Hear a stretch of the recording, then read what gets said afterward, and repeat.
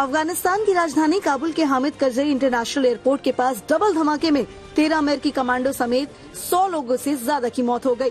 आतंकी संगठन ISIS के खुरासन ग्रुप ने हमले की जिम्मेदारी ली है। अमेरिकी सेंट्रल कमांड के जनरल केनेथ मैकेंजी ने कहा कि मरने वालों में 13 मरीन कमांडो शामिल हैं, जबकि 15 घायल हैं। काबुल एयरपोर्ट से विमानों की उड़ान बंद कर दी गई है। अमेरिकी रक्षा मंत्रालय पेंटागन के मुताबिक काबुल एयरपोर्ट के अब्बे गेट पर पहला ब्लास्ट हुआ। कुछ ही देर बाद एयरपोर्ट के नजदीक बैरन होटल के पास दूसरा धमाका हुआ। यहाँ ब्रिटेन के सैनिक ठहरे हुए थे। एयरपोर्ट के बाहर 3 संदिग्धों को देखा गया था। इसमें से 2 आत्मघाती हमलावर थे, जबकि तीसरा बंदूक लेकर आया था। मरने वालों का आंकड़ा बढ़ने की आशंका है।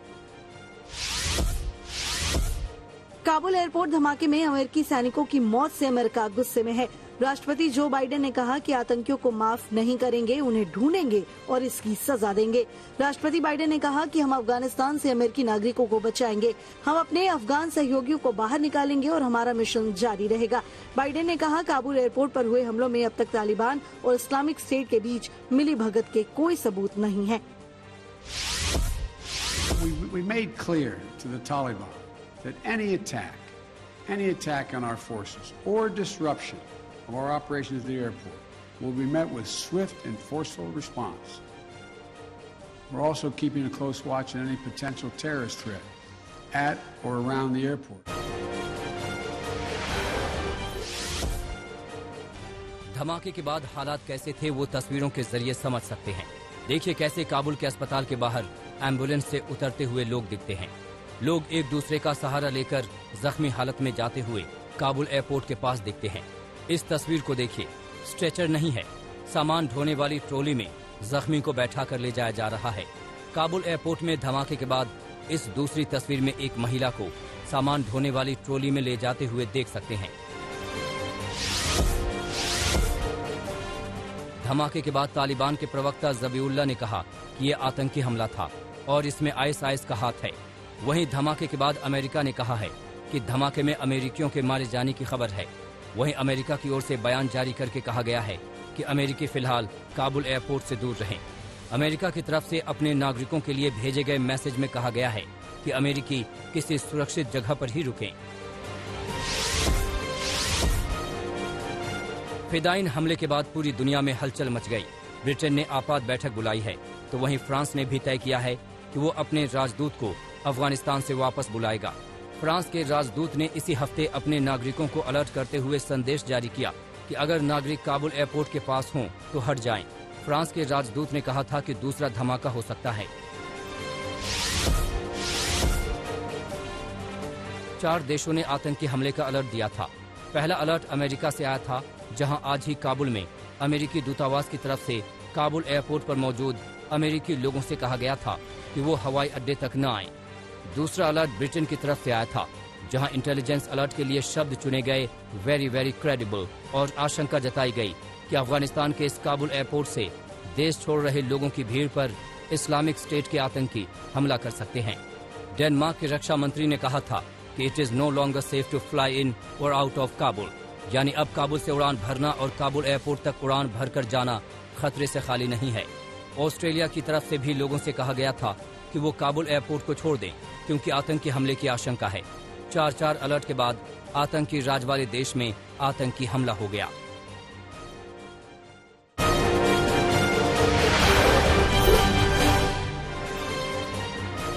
पंजाब में सिद्धू और कैप्टन के बीच सियासी खींचतान जारी है। सीएम कैप्टन अमरिंदर सिंह ने पार्टी के कई नेताओं को सीक्रेट डिनर दिया है, जिसमें कैप्टन समर्थक 55 विधायकों, 8 सांसदों और राज्य के 10 मंत्रियों के जुटने की खबर है। मीडिया से छिपाने के लिए डिनर कैप्टन के नजदीकी पंजाब के खेल मंत्री राणा गुरमीत सोढ़ी के घर पर रखा गया था। कैप्टन खेमे ने प्रस्ताव पास किया कि 2022 में कैप्टन ही कांग्रेस है। पश्चिम बंगाल में खाली पड़ी विधानसभा सीटों पर उपचुनाव को लेकर टीएमसी ने चुनाव आयोग को चिट्ठी लिखी है, जिसमें टीएमसी ने जल्द चुनाव कराने की मांग की है। टीएमसी का कहना है कि राज्य में कोरोना केस में गिरावट आई है, ऐसे में चुनाव कराने का सही वक्त है। बंगाल में 7 विधानसभा सीट खाली हैं। वहीं ममता बनर्जी के लिए सीएम सीट बचाए रखने के लिए उपचुनाव जीतना जरूरी है। ममता के पास 70 दिनों का वक्त बचा है। महाराष्ट्र और केरल में बढ़ते मामलों को देखते हुए मुख्यमंत्री योगी आदित्यनाथ ने उत्तर प्रदेश में नाइट कर्फ्यू का सख्ती से पालन करने के आदेश दिए हैं। प्रदेश में घटते मामलों के बावजूद भी कोविड प्रोटोकॉल का कड़ाई से पालन करने के लिए कहा गया है। अब रात 9 बजे से पुलिस हूटर बजाकर लोगों और दुकानदारों को दुकान बंद करने के लिए सचेत करेगी। पुलिस की ओर से हूटर बजाने के पीछे मकसद ये है कि रात 10 बजे तक प्रदेश की सभी दुकानें बंद हो जाएं। रायबरेली सीजेएम कोर्ट ने मुनव्वर राणा के बेटे तबरेज राणा की जमानत अर्जी मंजूर कर दी। 22,000 के 2 मुचलका पर जमानत अर्जी मंजूर की गई। मुनव्वर राणा को 2 दिन पहले रायबरेली पुलिस ने लखनऊ से गिरफ्तार किया था। तबरेज के ऊपर खुद पर गोली से जानलेवा हमला करने का आरोप है, जिसकी वजह से रायबरेली के शहर कोतवाली में मुकदमा दर्ज हुआ था। मुंबई के सेंट जोसेफ बोर्डिंग स्कूल के 15 छात्र कोरोना पॉजिटिव पाए गए हैं। वहीं 7 अन्य भी वायरस की चपेट में हैं। अब तक कुल 95 लोगों का परीक्षण किया गया, जिनमें से 22 लोग कोरोना वायरस की चपेट में हैं, जिसके बाद स्कूल को सील कर दिया गया है।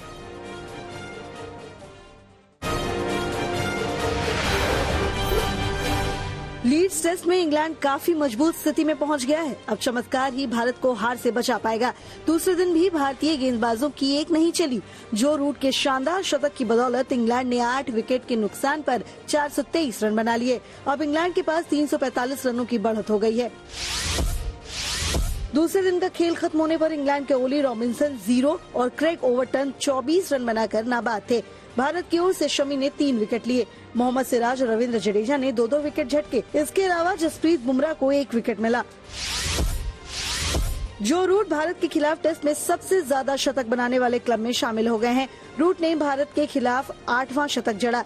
रूट ने 8 सेंचुरी लगाने वाले Steve Smith, Ricky Ponting, Vivian Richards और गैरी सोबर्स के रिकॉर्ड की बराबरी कर ली है। रूट भारत इंग्लैंड के बीच हुए टेस्ट में सबसे ज्यादा शतक लगाने वाले बल्लेबाज बन गए हैं। उन्होंने राहुल द्रविड़, सचिन तेंदुलकर और एलिस्टर कुक का रिकॉर्ड तोड़ा। इन तीनों ने एक दूसरे के खिलाफ 7 शतक लगाए थे।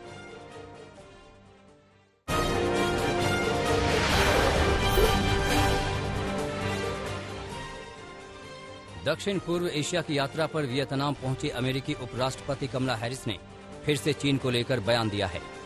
हैरिस ने कहा कि वो बीजिंग के प्रतिस्पर्धा का स्वागत करती हैं और चीन से संघर्ष नहीं चाहती, लेकिन अमेरिका दक्षिण चीन सागर के मुद्दे पर चुप नहीं रहेगा।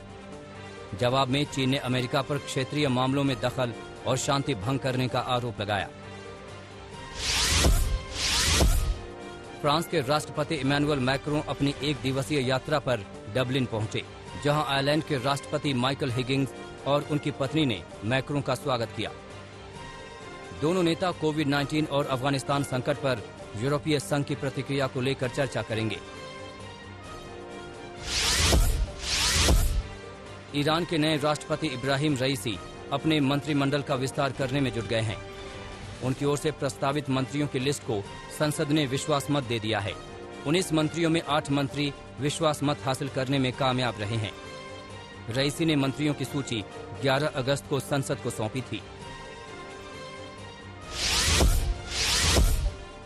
दक्षिण कोरिया में डेल्टा वेरिएंट के कहर के बीच अब 18 से 49 साल के लोगों के लिए भी वैक्सीनेशन अभियान शुरू किया गया। सितंबर तक 70% आबादी को पहली खुराक और 50% लोगों को दोनों खुराक लगाने का लक्ष्य है। देश में कोरोना से रिकॉर्ड मौतों के बाद सरकार ने यह फैसला किया है। सिडनी में प्रतिबंधों में ढील दे दी गई है। 13 सितंबर से वैक्सीन के दोनों डोज लगवाने वाले वयस्कों को परिवार के साथ घर से निकलने की छूट मिलेगी। केवल 1 घंटे के लिए ही ये लोग घर से निकल सकते हैं। वहीं देश में संक्रमण नहीं घट रहा है।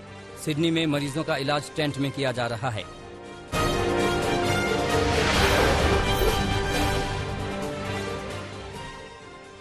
न्यूजीलैंड के प्रधानमंत्री जेसिंडा आर्डर्न ने देशव्यापी लॉकडाउन को कारगर बताया है। पीएम ने कहा कि लॉकडाउन की वजह से संक्रमण काबू में है।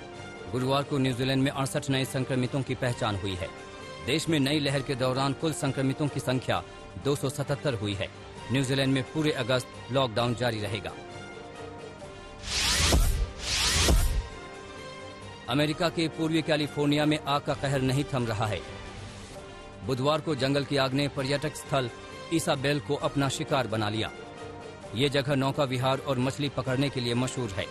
प्रभावित इलाके से सैकड़ों लोगों को बाहर निकाला गया। अमेरिका के कैलिफोर्निया में जंगल महीनों से जल रहे हैं।